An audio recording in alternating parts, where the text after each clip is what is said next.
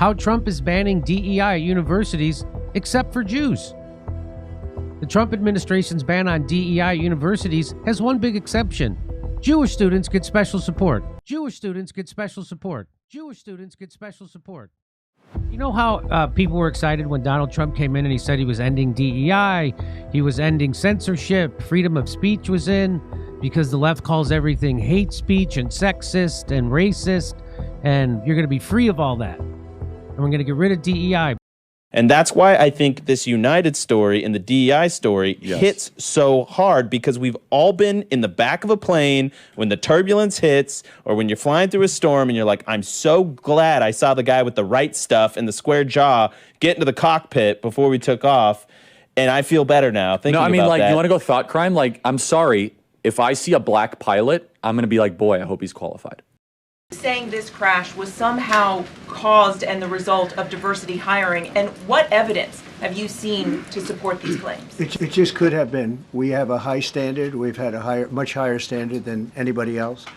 And there are things where you have to go by brain power, you have to go by psychological quality, and psychological quality is a very important element of it. These are various very powerful tests that we put to use, and they were terminated by Biden. And Biden went by a standard that's the exact opposite. So we don't know, but we do know that you had two planes at the same level. You had a helicopter and a plane. That shouldn't have happened. And we'll see. We're going to look into that, and we're going to see. But certainly for an air traffic controller, we want the brightest, the smartest, the sharpest. We want somebody that's psychologically superior. But it turns out he just replaced it with his own DEI and his own hate speech laws and his own censorship, deporting college students for writing op-eds that are critical of Israel. And not even that critical, by the way. It wasn't even that crazy what the girl wrote. No, it wasn't at all. How Trump is banning DEI at universities except for Jews. The Trump administration's ban on DEI at universities has one big exception. Jewish students get special support. Diversity, equity, in Israel. I mean, I thought what is a Jewish DEI hire? Is that why Mexico has Claudia Sheinbaum as the president?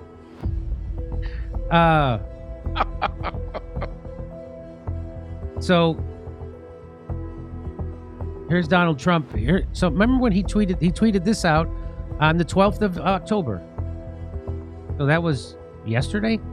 Throughout most of our history, America's colleges and universities have been a great strategic asset of the United States. Tragically, however, does that include Trump University, I wonder? Tragically, however, much of higher education has lost its way and is now corrupting our youth and society with woke, socialist, and anti-American ideology that serves as justification for discriminatory practices by universities that are unconstitutional and unlawful, capital U. My administration is fixing this, and fast, with our great reform agenda. Well, you know, whenever someone puts great, when a politician calls something great reform or the great reset, whenever it starts with the word great, it's pretty much a guarantee that it's only great like in the Bible, like when they say the great flood, they don't mean good. They mean enormous. They mean enormous, that's all. Yeah, so the great reform agenda in higher education, that's what Trump is ushering in.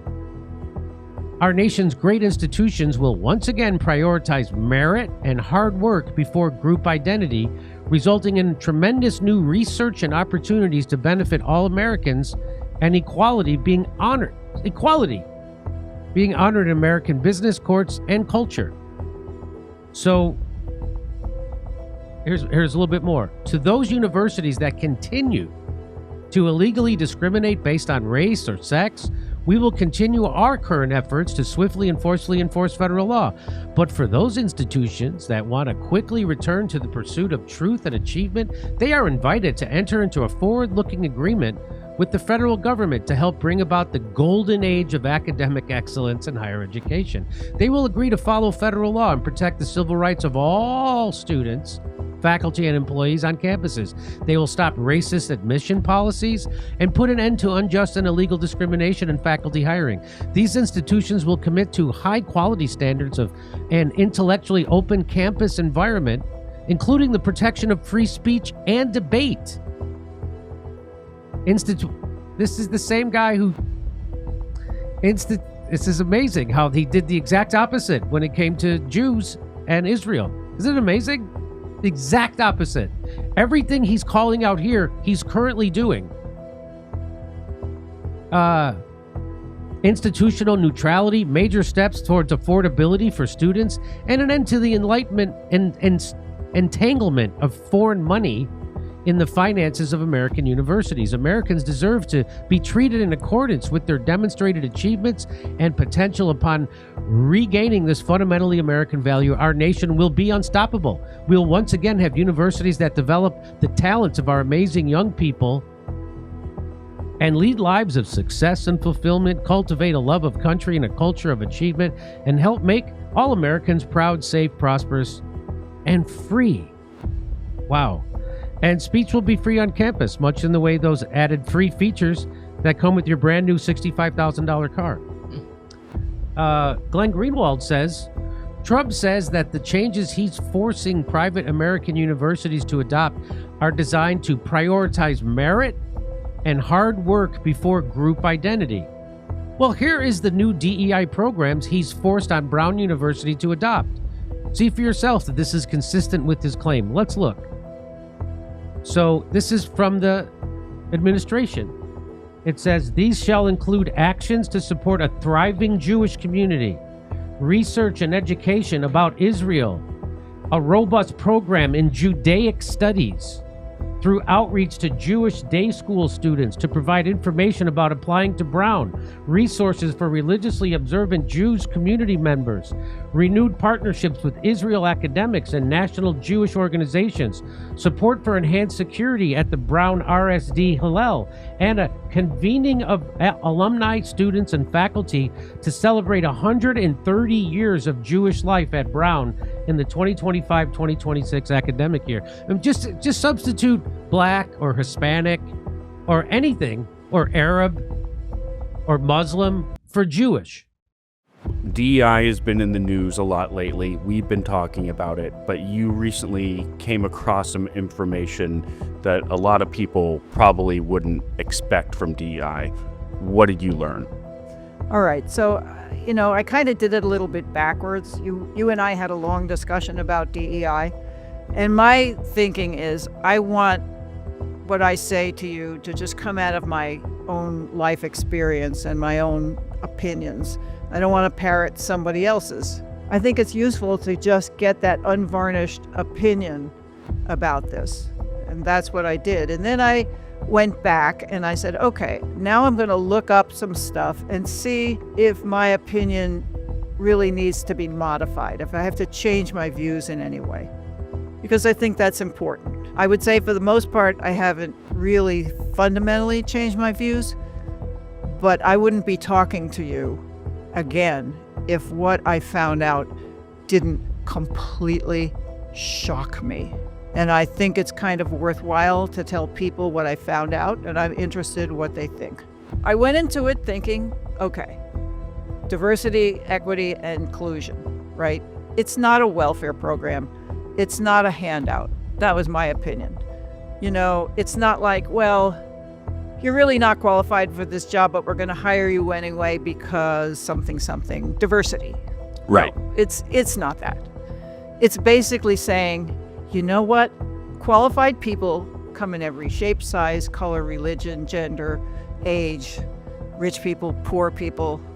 You can find them if you look. And truthfully, we all have our own biases, and we like to hire people from our tribe, people that we feel comfortable with. And you know what? We really need to open our eyes for a lot of reasons. First, because it's fair, and second, because there's immense talent out there if you just go and look for it.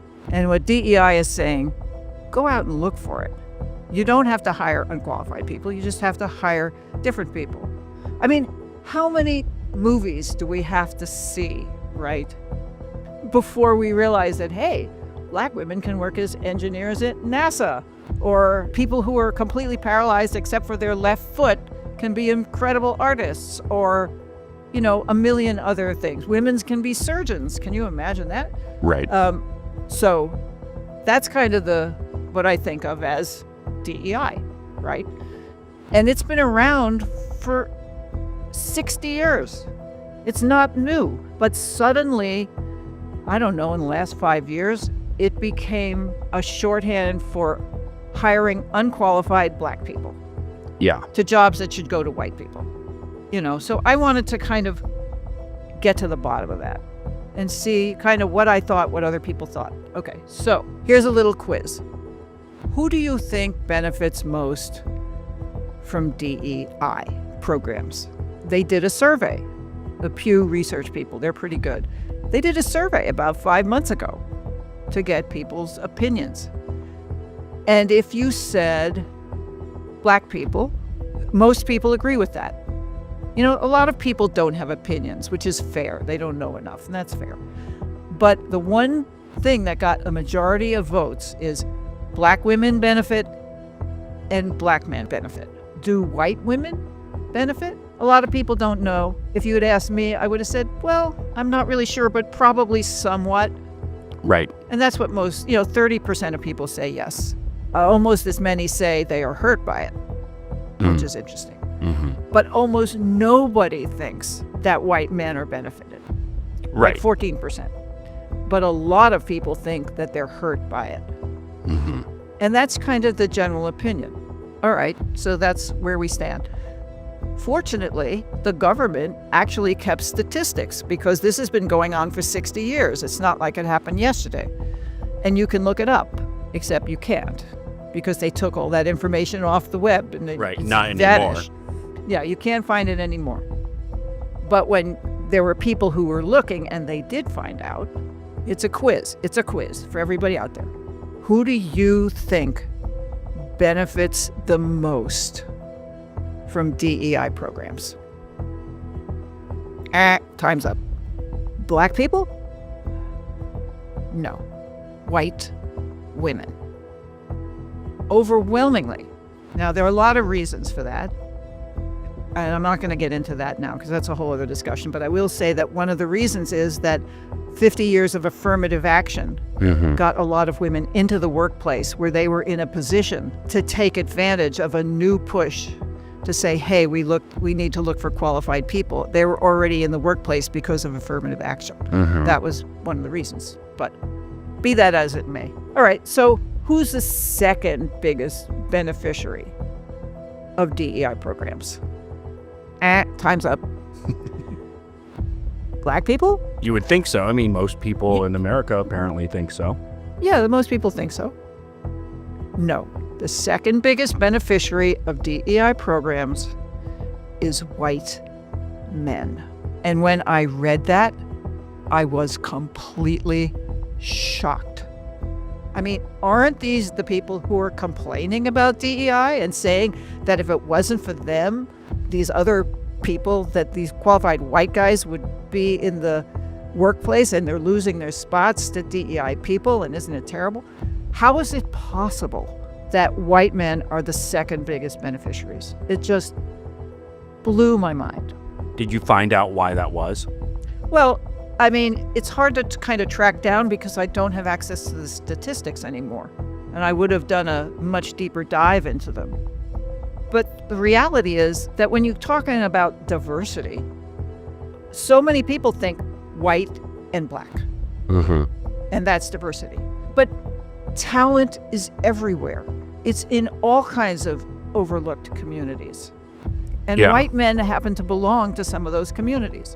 So if you look at who benefits, white women, white men, Hispanics, Asians, Native Americans, disabled people, and that's not just people in wheelchairs, it's neuroatypical people, people on the spectrum, people who, are dyslexic, have the Spilkus, ADHD, followed by veterans, LGBTQ and alphabet people like me, and at the very bottom, black people. White men, of course, are not a uniform group, Right. as much as we think so. They are vets. They are disabled. They are LGBTQ, whatever. They are poor. And in all those categories, all of those categories of diverse talent benefit from DEI programs, and they're all majority white. Right. So of course white people are going to benefit more from DEI programs. And they're also going to be hurt the most by taking them away. Well, joining us for our weekly segment, Bottom Line, is Allgemeiner CEO David Efune. So, David, let's jump right in. Genetically speaking, are Jews white? Well, Natasha, it's important to understand, firstly, the intense sensitivity that this question has for the Jewish community. And actually, it's coming up at a personally very relevant time for me. Today is the anniversary of the passing of my great-grandfather, David Weinstock, who was arrested by the Nazis in Vienna in September 1939. And he was taken to the anthropological department at the Vienna Museum of Natural History, and he was subjected to, together with 440 other Jews, to degrading tests and measurements because he was considered by the Nazis to be of an inferior race. So it really is the height of irony and insult that when Jews express concern about anti-Semitism being ignored and a blindness to anti-Semitism, they're then lumped into the white category. And in all those categories, all of those categories of diverse talent benefit from DEI programs, and they're all majority white. I want to get Dr. Meyer's opinion on this. Classifying it as white Jew, because we know there's black Jews, you know. How does that make you feel? How does that initially hit you when I say, yeah, you know, if I said black and white Jewish relations? I guess that's mostly what I deal with is in my courses is those interactions. I think, again, in America, most Jews are Ashkenazic Jews who are white. Sometimes part of the problem between the two communities is that some people will take advantage of that, will use their whiteness as a way of promoting themselves, as a way of integrating themselves into whatever community they want to be in by removing themselves and denigrating themselves from some other community. Right. I find that problematic. Jewishness is categorized as whiteness. And in all those categories, all of those categories of diverse talent benefit from DEI programs, and they're all majority white. There are Ashkenazi Jews who are entirely European in their DNA. That's why you're not allowed to have a DNA test in Israel, because it will reveal that virtually none of them are Semitic, virtually none of them have any ancestral connection to the land. I was viciously assaulted by a manager in the BBC who had recently converted to Judaism. It's fine. I love all religions. But you can't say I've now converted to Judaism and therefore I have a right to go to the land of Palestine and live in the house of someone whose ancestors have been living in it for thousands of years. And in all those categories, all of those categories of diverse talent benefit from DEI programs, and they're all majority white. How about you? Are you a white Jew? So we could elaborate on this debate. I'm going to try to stay sort of in the pocket here, one thing at a time. But am I white passing? Absolutely. How we're going to define you say you're white passing. You say, where the name Ashkenazi came from? So a little over 1,000 years ago, as Jewish people scattered around the world had now immigrated in Europe and now were living in the Rhineland in Germany, they looked at the name Gomer in Genesis 10, and they connected Gomer with Germany, so they took on the identity of the name Ashkenaz. It has nothing to do with Ashkenaz in the Bible, which is a descendant of Japhet. It's just a name that was taken, okay? It's that simple. Just like my last name Brown doesn't refer to the color of my skin or anything else. It was shortened from a Russian name when my grandfather came over at Ellis Island. The name got shortened to Brown. It's just a name. That's all it is.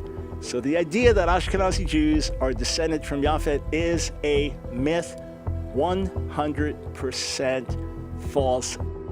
And Michael Brown, I am Caucasian, even though my last name is Brown. Michael Brown, I am Caucasian. Michael Brown, I am Caucasian.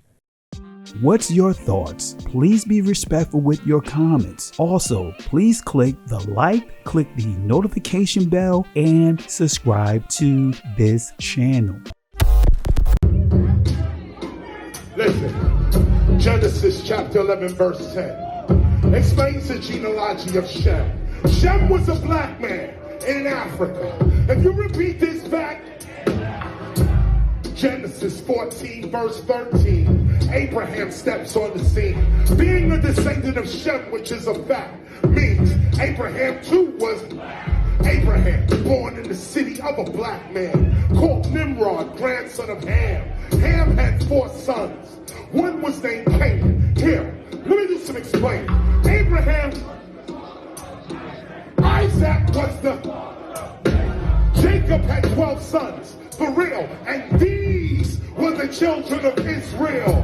According to Genesis chapter 10, these were the children of Israel. According to Genesis chapter 10, these were the children of Israel. According to Genesis chapter 10.